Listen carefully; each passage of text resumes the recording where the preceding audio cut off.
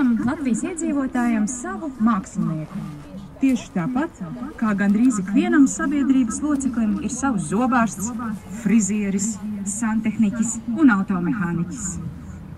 Vai mehāniķis. Mākslinieks ieviešams kā regulārs pakalpojums sniedzējs, piemēram, divas reizes gadā. Gluži kā automašīnas riepu nomaiņa uz pavasari, uz ziemu.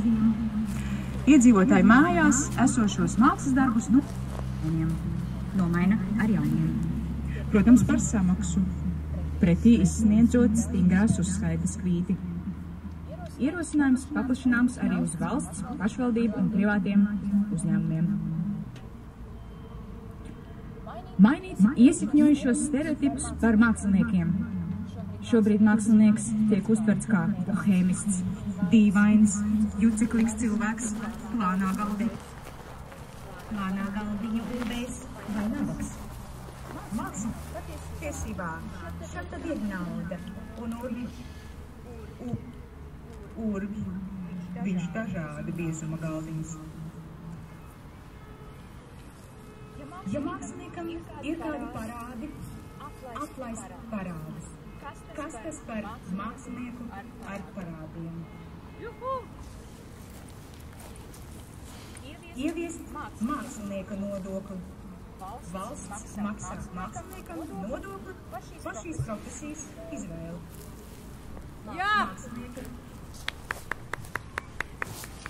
Mākslinieki, lai varētu nodarboties ar savu profesiju, ziedo, brīvo laiku, ienākumus, miegu, laiku ģimenei, veselību, laiku atpūtai, laiku attiecību veidošanai. Jā, es zinu, ka izklausās arī pēc mediķiem un skolotājiem. Toties, mediķi un skolotāji var iziet ielās, streikot, un to pamanīs visi tie bērni, vecāki, kuriem pēkšņi vairs nav kur likt savas atvases. Bet pilnīgi neviens, visticamāk, neteiks, nu ir šaize, mākslinieks streiko. Piemērot 90% atlaidu nekustamā īpašuma nodokli gadījumā, ja īpašumā atrodas mākslinieka darbnīca. Katram savu darbnīcu. Izveidot mākslinieku loteriju ar mērķi uzņēmumiem laimēt mākslinieku speciāli uzņēmumu telpām paredzētu mākslas darbu. Lai piedalītos loterijā, uzņēmums, kurš ir nomaksājis savus nodokļus, apņemas nosakt nepieciešamo materiālu izmaksas, apmaksāt mākslinieka darba laiku, kā arī mākslinieka atvaļinājumu nedēļas garumā, pēc vienošanās par ilgāku. Mākslinieks vienkārši šādi grib padzīvot kā visi normāli cilvēki. Izveidot valsts apbalvojumu vizuālajā mākslā, nosaukumu, zīmolus un dzēžgumiem, iekļaujot dažādas kategorijas, piemēram, gada mākslinieks, gada jaunais mākslinieks, gada uzdrošināšanā. Mākslinieks ar visvairāk noraidītu skaitu valsts kultūra kapitāla fonda regulārajos konkursos. Gada lielformāta darbs, gada miniatūra, balva par mūža ieguldījumu, čiekšu balva par spītīgu nepadošanos un otras vicināšanas turpināšanu un nemiršanu nost. Gada labākais neatzītais mākslinieks reģionos. Izstāžu kategorijā piešķir balvas šādās apakškategorijās. Labākā izstāde reģiona kultūras namā. Labākā izstāde pamestā Augstgrūzī. Labākā izstāde nepiemērotās telpās pagrabā. Labākā izstāde brīvā dabā. Labākā izstāde, kuras apmeklējums iepriekš jāsaskaņo ar telpu saimnieku. Žūrijas veicināšanas balvu piešķirt visefektīvākajam projektu. valsts kultūra kapitāla fonda paredzētos līdzekļus vizuālās mākslas konkursam. Palielināt tā, lai visiem pietiek. Mūsu ir daudz, bet tas nekas. Pārliecināties par Latvijas laikmetīgās mākslas muzeja projekta naudas izcelsmes kultūras ministra Naura Kunkuļa vārdiem izstāst Sidrumu un uzsākt muzeja būvniecību.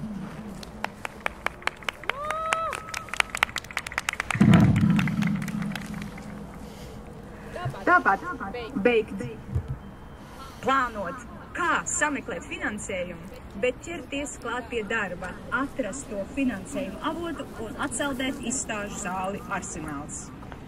Un vispār kultūras un finanšu ministrijas nodot vienas partijas rokās, tad varbūt būs cerība, ka meklētais un plānotais finansējums reiz atradīsies.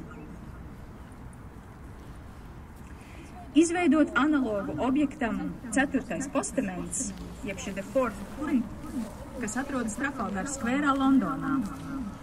Tas ir viens no 4 postamentiem, kur naudas trūkuma dēļ nav uzsēdināts vīrietis ar zirgu, un tāpēc tas kalpo kā publiska laikmetīgās mākslas izstādīšanas vieta. Tāpēc Rīgai piedāvāju šādas izvēles variantus. Rīgas centrāla tirgus 4. iepšu zivju paviljona kore, jumta kore, pievienot īpašu 4. zvaigzni Mildai, aizpildīt AB dambi, lai vieta tomēr nepaliek tukša, vai arī uz garumzīmes, uz burga I, iebraucot Rīgā no Siguldas puses.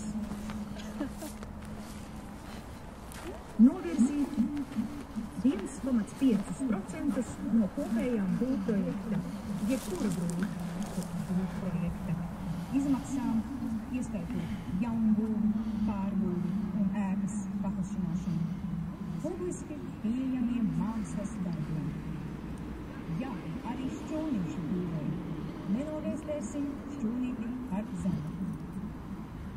Cik daudz mākslas mēs būtu varējuši radīt, ja šāds likums būtu spēkā pirms Rail Baltica būvniecības apstiprināšanas. Un 1,5% būs vairāk kā Stokholmā, kur ir tikai 1%. Samainīt vietām sporta un kultūras ziņas. Vispirms par kultūru, pēc tam par sportu. Par kultūras notikumiem un mākslas sasniegumiem stāstīt tikpat detalizēti, kā tiek stāstīts par sportisku veiksmēm un neveiksmēm, par gūtajiem punktiem vai zaudētajiem iemetumiem. Izveidot atsevišķu prime time raidījumu, kas veltīts tikai vizuālajai mākslai un vizuālajiem māksliniekiem. Piemēram, TV raidījuma Zebra vadītājs Pauls Dimrods apbraukā un komentē redzamu visās Rīgas mākslas galeriejās. Norāda uz neizdarībām, ja nepieciešams. Analizē kopā ar citiem ekspertiem. Obligāti runāt par naudu. Kādas ir izstādes izveidošanas izmaksas, cik liels ir mākslinieka vēlamais un kāds ir reālais honorārs. Mākslas vēstnesis katrā paskastītē. Izdod ikmēneša žurnālu, avīzi par vizuālo mākslu. Un to ievietot bez maksas tajās paskastītēs, kur ir Latvijas Mākslas akadēmijas absolventi, darbinieki un vismaz vienu eksemplāru katrā muzejā. Un arī visos novadpētniecības muzejos, un arī bibliotekās. Reanimēt mākslas dienas, transformējot tās par mūsdienīgu mākslas notikumu, kas sniegtos ārpus Latvijas Mākslinieku savienības izstādes zāles un aizsniegtu arī jaunos māksliniekus. Studiju laikā Latvijas Mākslas akadēmijas un biznesa augstskolas turība apvienoto kursu ieviest viena semestra garumā ar nosaukumu Mākslinieks un nauda. Var, protams, arī ar banku augstskolu. nodarboties ar izdevīgāko piedāvājumu. Vai jūs zinājāt, ka valsts augstskolu vidū augstākie ienākumi banku augstskolas absolventiem vidēji pārsniedz 20,000 eiro gadā? Savukārt biznesa augstskolas turība absolventiem 17,500 eiro gadā. Kamēr Latvijas Mākslas akadēmijas absolventu ienākumi nepārsniedz 9,900 eiro gadā. Izdaliet ar 15. Un noslēgumā ministru kabineta rīkojums numur 143 ar nosaukumu Kultūra politikas pamatnostādes ar nosaukumu Kultūrvalsts akcentē radošo personu ieņēmumu gūšanas problemātiku, tostarp vājo sociālo aizsargātību. Kultūras ministrija uzsver, ka ir jāturpina meklēt ilgtspējīgus struktūrālus risinājumus kultūras un radošajās nozarēs nodarbināto atalgojumu konkurētspējas un sociālās aizsargātības nodrošināšanai.